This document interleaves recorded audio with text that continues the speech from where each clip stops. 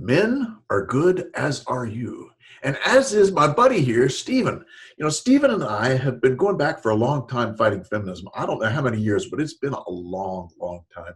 And he's a good fighter of feminism. And we're going to talk today with Stephen about false accusations and about a certain piece of false accusation. The whole thing with false accusations a lot of times is that, oh, no, there's no such thing as false accusations because women don't lie. Women don't lie, right?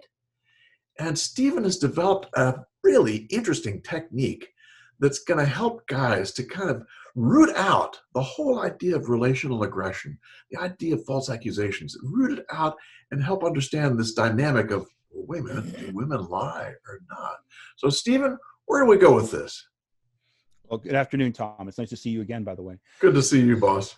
So what happened was, to start off a story with this, was years and years ago, more than I'd like to admit, I was in college and I was helping a friend in a dorm. She was lamenting that another young woman was spreading rumors about her, was really a lot of relational aggression through character assassination. And she had come to me for advice. And she also was then also just describing how the other young woman was saying salacious things about her in order to cause problems with this new boyfriend she had. Right. So I'm listening to this and I'm trying to give her the best advice I can. I was very young, very typical logical young man, but still not fully understanding the complexities of relational aggression. So I stopped the conversation at one point. It naturally ended. I went to another friend's room. There was 4 or 5 young women in there, and I've never been one to shy away from asking advice of others. And I said, gosh, golly gee whiz, without saying who this young lady is, this just happened. And I relayed to them what was said about the horrible rumor mongering and so on and so forth. How did she fight this? And this is one of those moments where you ask a question and it's not until ripples in a pond, months, days, weeks later, that you realize the full implications of it. And I said, have any of you ever had another woman just out of whole cloth make things up about you? I mean, I'm not talking like little niggly things here. I'm talking about really just life-altering fabrications of untruths about you. And instantly, every one of them was just jumping in with multiple stories of what other young women had done to them. Yes. And of course, it was like they were even competing for the spotlight. No, I had this woman do this. And even back then, as much as I was still politically and socially naive, I noticed that there was no stigma to this victimization. I noticed that each one was trying to top the other for the ultimate prize of who had been so wronged. All of them in their stories were pure as the driven snow, which, I mean, in fairness, everybody wants to be the hero in their own story. Yes. Let's be fair. Of course. And each one of them, didn't have just one story. Each one of them had multiple stories. It would start, and you always notice there was a certain starting point. I think when young women start becoming women from like middle school to it gets just anybody who's a parent, high school, right, and now in college, and that they had these multiple stories of how some other woman, for whatever reason, had gotten a wild hair across her butt and decided she was going to just tear apart this other woman. And it was, in a lot of times, and I really do believe this, it was like a blood sport. It was like, can I practice on this person's made me angry? I'm going to then self-justify why I get to then go after this person. Yes. Sometimes justified, sometimes not. But it's women, like, generally more so than men, but stereotypically like to socially experiment, shall we say. Let me try this. What would happen if I say that? And it's one of the reasons they'll go to their friends and say, gosh, I'm having a problem with a friend or a relationship. And the other person, you'll often see when things absolutely go to crap, is when they'll say, you should do this and you should try that, giving them advice they themselves never would probably want to work out in their own lives. But certainly what they do is they end up giving them ways to socially, let's call it influence. Manipulation has a negative connotation. We'll call it influence to the social situation. Right. So this, as I'm sitting there watching this, and I mean, this went on for like an hour, and they were all having multiple, it just turned into one story fest after another. And so anyways, what occurred to me later, and this is why it occurred to me, I don't know what it was, maybe a couple weeks later, maybe a month later, it disappears into the mist of time, my brain.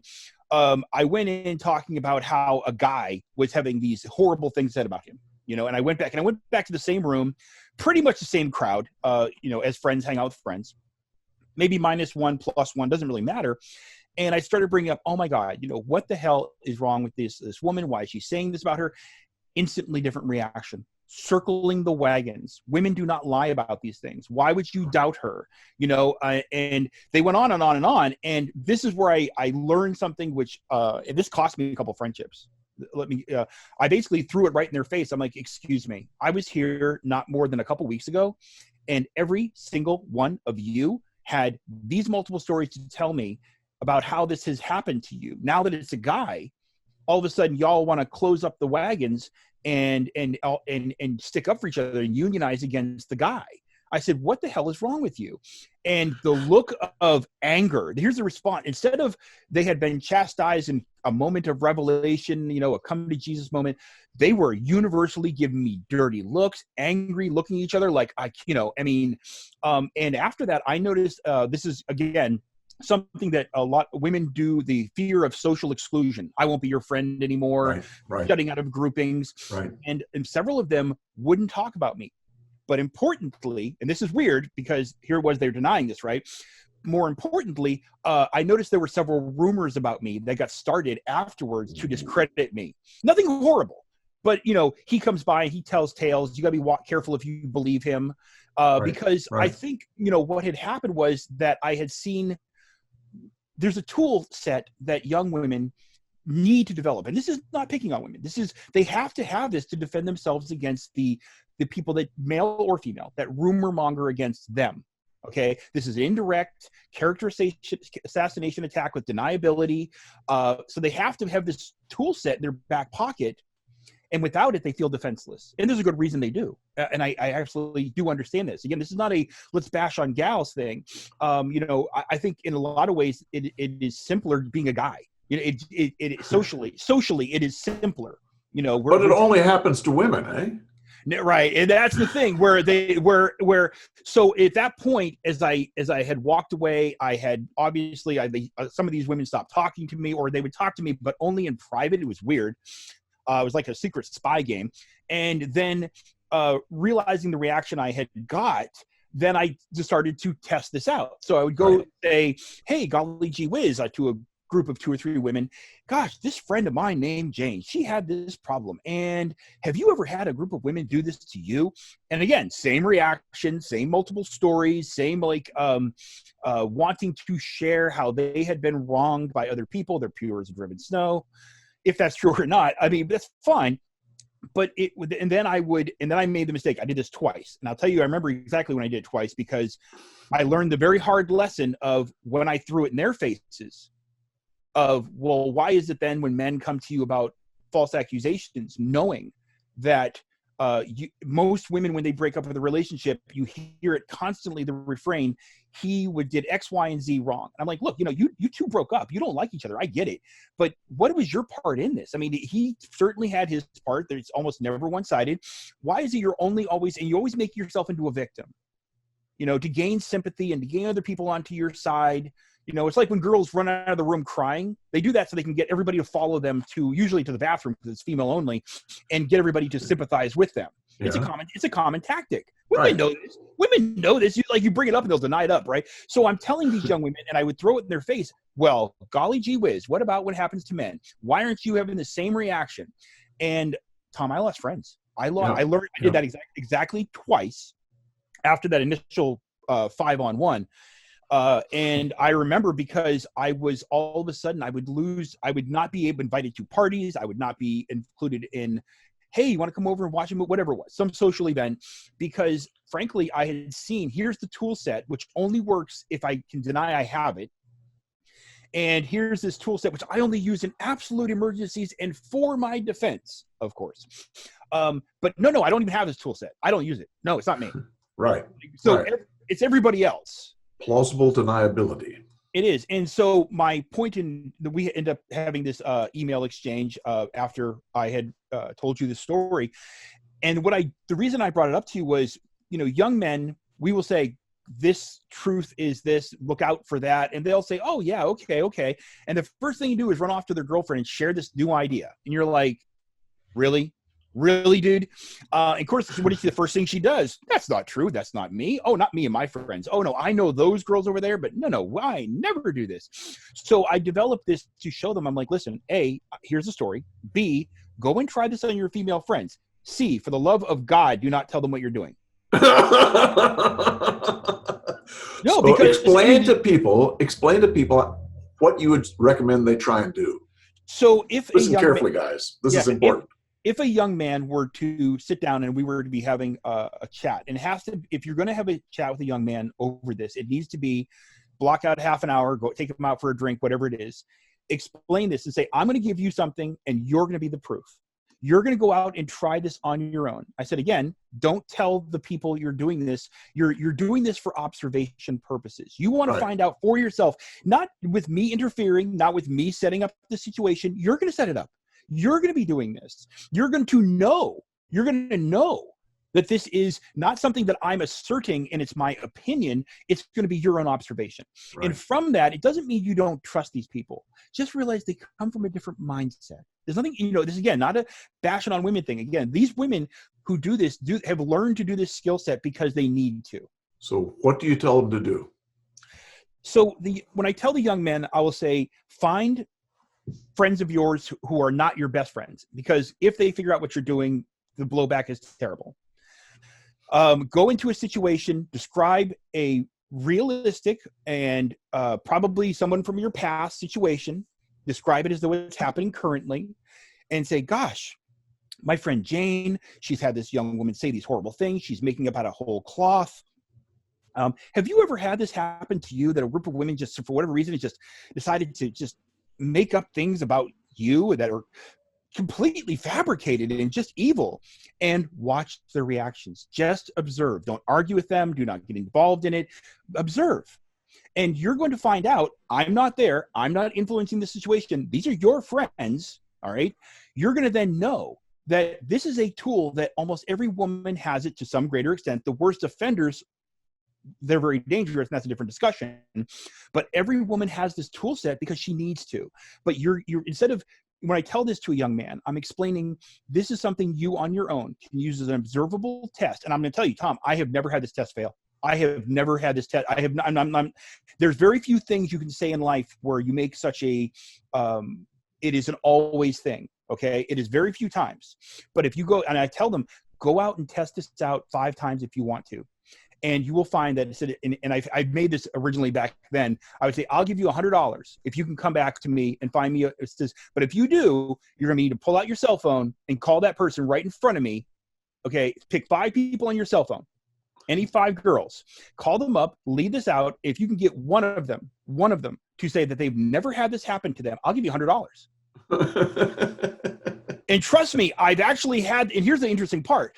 When money's on the line, because men are very concrete, when money's on the line, they're like, well, I think I can do that. I'm like, fine, pull out your cell phone. But understand, I would say, because no downside to you. I said, except, of course, if you tell her why you did it, she's going to stop being your friend. I said, if you think that's false, try it out. So I tested this out with them. I'd offer $100. Like I said, I've done this like about 20 times to the girls, and I would probably about, I don't know, any number of time over the years with the guys.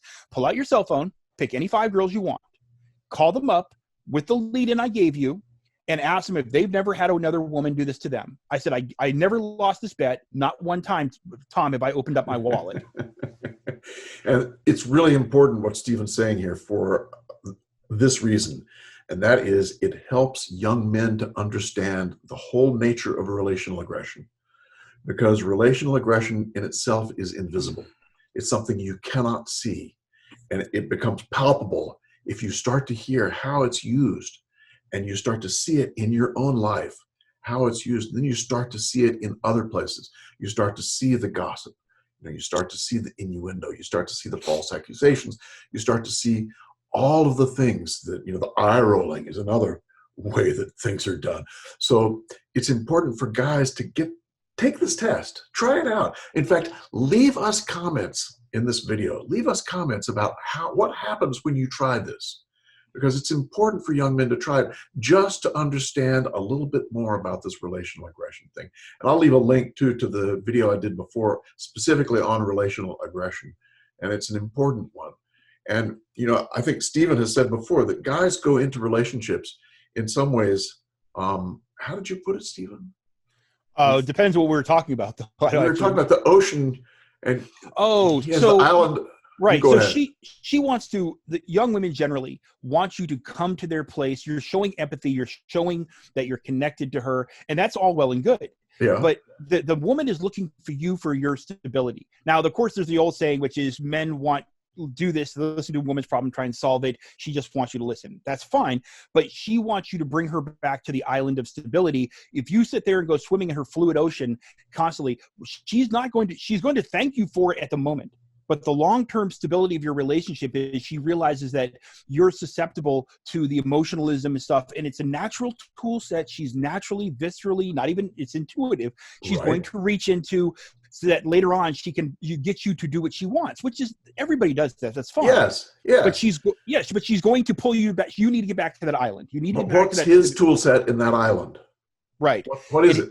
Well, his tool set is, I can sit there and listen to you, to be sure. I can empathize, to be sure.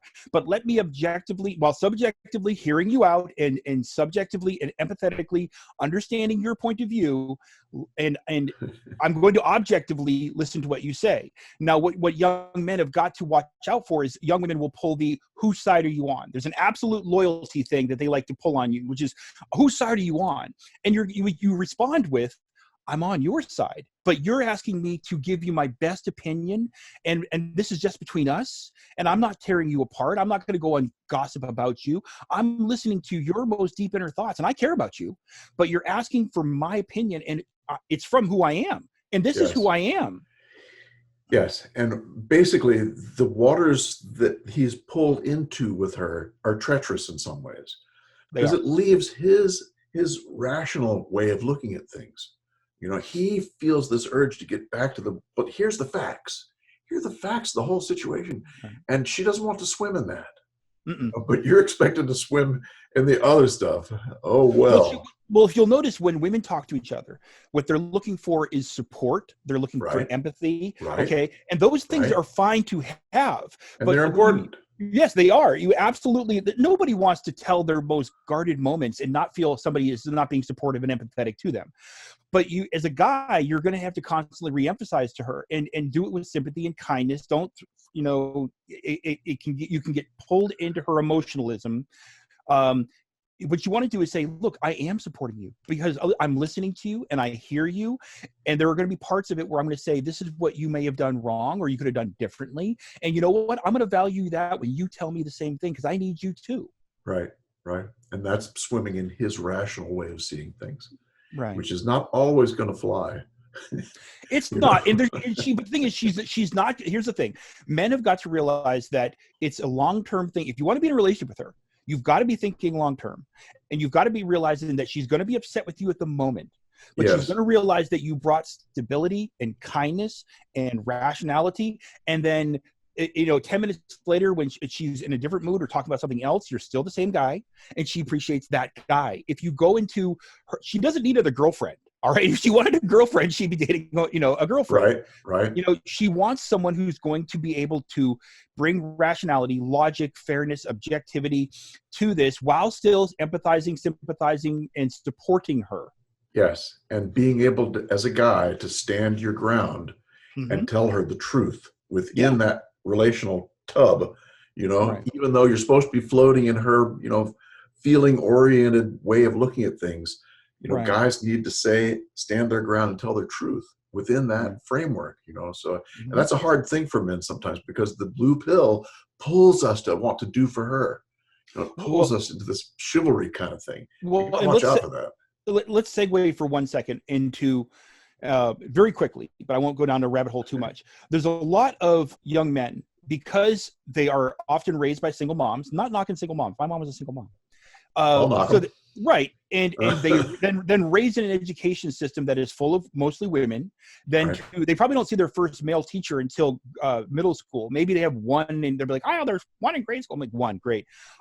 So they've learned all of these messages all their life. No, you should listen to her. You should do this. You should. And she watches how females interact, female authority figures, how they interact with these young women. And so they think this is the way I'm supposed to do it. They don't have a lot of direct mentorship in examples of how a man is going to approach something differently. Again, so Exactly. why this, like I said, I wasn't trying to do a deep dive on that, but you'll see a lot of because of single mothers, because what you see on TV that caters to women's point of view, the hero is always the guy who's listening to her. It's not your fault. No, I'm just listening. You're the best thing ever. And there's nothing wrong with being supportive, but you got to sometimes say to your friend, look at men's friendships. Men's friendships, often we're like telling each other, hey, dude, I don't like that. Or you're driving me off a cliff. Or Absolutely. You're putting me in that position. It's loyalty. Usually men have a loyalty by principle. So if you are following the same principles as me, our friendship is fine. But if you're counting on an absolutist loyalty, then I can't go off that cliff with you, Right. And so young men don't get that. They don't have somebody explain the differential of absolute loyalty versus loyalty by principle. Yes. Yeah, and there's so much young men don't get when they don't have a dad. Mm-hmm. It's just so sad. So many daggone things. Right. But anything else we need to talk about, Stephen, or are we finished? Well, we could, or we could just not talk about it. But the why do girls play with dolls? Go with that. Okay, all right. Why do they play with dolls, Stephen? So years ago, for a myriad of reasons, which I don't need to go into, was talking to a female therapist who was actually incredibly useful, mostly because she was so abrasive. And it was seriously, God bless her, because, one day I was trying to say, I don't understand why she does this. She'll say something to me on Tuesday, and then she asks me questions on Thursday, and then I get set up and asked this third question on Friday, which is a determinant to our relationship in front of 5 people. And the only answer I can give her, because I've given her these other 2 previous answers, is this answer or I'm a complete jerk. And I realized she has chess pieced out the entire conversation. And so I was like, why do girls do that? And I remember she looked at me. She was like, because it works. And I'm like, well, but it's not fair. She's like, yeah, but it works. And I'm like, right. I don't understand. She's like, okay, let me break it down for you. And she asked me this question, and then she explained it. She goes, why do girls play with dolls? And I'm sitting here like, you gotta imagine, I'm just sitting there like, what? I don't know. They like holding them, cuddling, typical, you're trying to fathom it out. Right. And she goes, no. She goes, be it a dolls or a tea party. She goes across the spectrum throughout time. Doesn't matter the culture, doesn't matter the country. Throughout time, girls pick up dolls and they start carrying them around. And later on, for lack of a better term, and people can dispute this or put it to a different scenario, they have tea parties or whatever it is. She goes, you had your little Star Wars action figure, and you were acting out your heroic epic, but that is not what she was doing. She's sitting there practicing out every permutation to every gosh damn social situation from the age of when she could talk and practice her verbal and socialization skills. You're practicing out your heroic epic, which is nothing like what she's doing. Okay, so she's now practiced out all of these social situations. So about the time she starts blossoming, going from girl to woman, and you want to talk to her, this is what you look like. Hi, can I talk to you? You're awful pretty. And she's running rings around you because you're right, because you have not developed this myriad of social skills and all the permutations to every single answer. Now, granted, her weakness to it, and a lot of women don't get this, is her answers coming back to her are also from the female point of view. It's one of the reasons they find men so confounding, because the answer she practiced getting out is not the answer she's getting. Right. She, the emotionalism that she can play on the dolly and her tea party friend is not the same answer she's getting back from the guy who's aloof and like, yeah, whatever, I don't care. Barbie's Ken talks like a girl. Right. So, but young men need to realize that, as silly as that sounds, nobody ever has to grab young girls and say, go play with dolls and learn social interactions. It is something intuitive and natural that comes to young women. And young men, when they start to look at that, said everything stems from that. Everything flows from the fact that from the youngest age, she is practicing out chess piecing social situations. Now, some young women are, and some men too, are, as they grow up, they learn their foundational thinking, social dynamics, blah, blah, blah. Don't develop this into a real chess game. Some don't, but a lot do. But even a woman who's low on the scale of social aptitude is going to be so much farther ahead than most Right. guys. Because And also, but go ahead. Sorry. and Go ahead. that is exactly why this kind of exercise is important for guys to try, because they're Right. starting to learn about this social thing. They're starting to learn about this different way of interacting, which is really important for guys to understand. So Right. many times I've seen in therapy, guys come in and they're just being themselves, which is, Mm-hmm. they've got this rational, logical, I told her the truth. Right. It's like, no, you're not understanding that there's a whole regimen of things that go on between you that she knows a lot more about than you do sometimes. Well, one of the things that we should tell young men is that young women in general are going to practice them on their young men to an extent, but women live by precedent within a relationship, be it socially, intimate wise, what precedent you set with their family. So if early on you set the precedent of, look, I know what you're doing. No, I'm not. No, I'm not. Okay. This is what you did. This is the chess pieces you set up. This is how you said it. I'm not mad at you. I said, Right. but understand that I don't tolerate this. You have to use your words, and she will fight back. Listen, you're going to have a fight. You want to know why? You're taking the very best, most useful tools she has in her toolbox to get what she wants. This is what she learned all her life.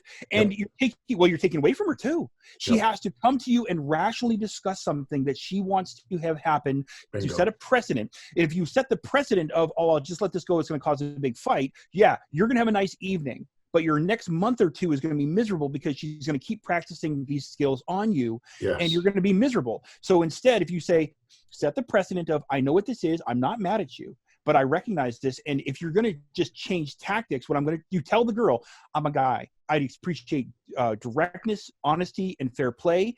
This to me seems dishonest. It's indirect and it's not fair. Right. And I cannot have a true emotion. You speak girl language. I cannot have true emotional intimacy with you if you're playing cunning games, looking how you can influence me, because that to me feels like I'm being influenced in ways that I don't like. And if I did that to you, you'd be very angry. I said, so we're not going to discuss this. We can walk away. We can have a fight. But what is not going to happen is we're not setting this precedent. And she's going to fight you. She's going to fight you again and again. But once she realizes, wow, he actually will listen to me, because what she's afraid of is not being able to influence you. She just has to learn to influence you by talking to you rationally and being fair and accepting that sometimes, just like with them, the answer is no. Sometimes, exactly. The answer sometimes I get from my wife is going to be no. Sometimes the answer from me to my wife is going to be no. And it doesn't mean anybody loses. It just means that there's going to, or maybe we have to find a different way of solving something. But you have to set that precedent within the relationship with her early on. Yes. And show that it's lovingly done, it's fairly done, and it's not done to win. It's done so that it's solving problems before they begin. And you set that limit. A friend of mine in college used to say that no is the second best answer in the world. It can be. Because maybe really sucks, and being able to say no and to hear no. But guys need to go in, and if she can't deal with that, if she can't deal with you calling her cards out, she's never going to be your partner.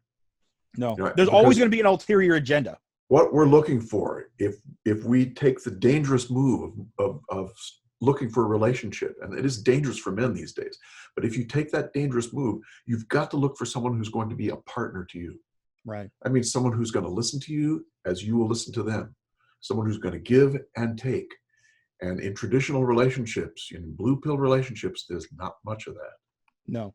So learning how to do exactly what Stephen said, set that limit from the very beginning. And if people can't deal with that, bye, Felicia. That's it. And maybe that's a good place to stop. All right, fair enough. But Stephen, it's been a really good conversation. It has also been good talking to you. I haven't seen you since Washington, D.C. years ago. It's been a while. That's right, the conference.